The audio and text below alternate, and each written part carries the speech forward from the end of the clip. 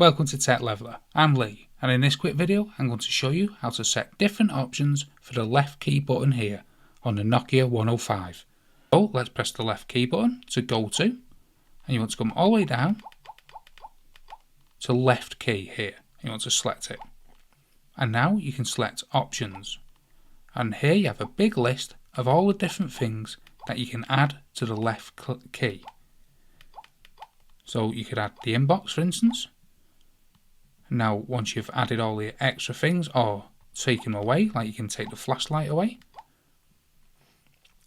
you want to press done with this key here. And it'll say, do you want to save changes? You want to press the middle button if you do. Changes saved with a tick. Now let's have a look. There is your inbox. It's been added.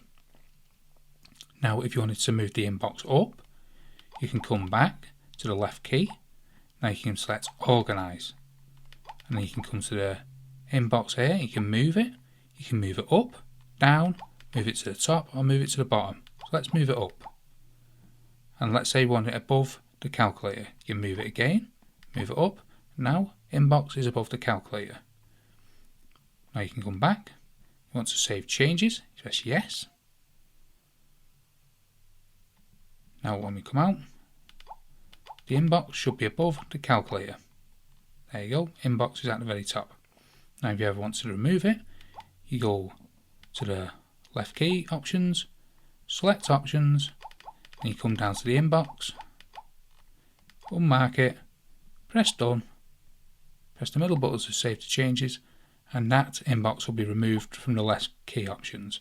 So that's how you add or remove things and change the left key options on the Nokia 105. Hope you found that video helpful. If you did, smash the like, smash the subscribe, and thank you for watching.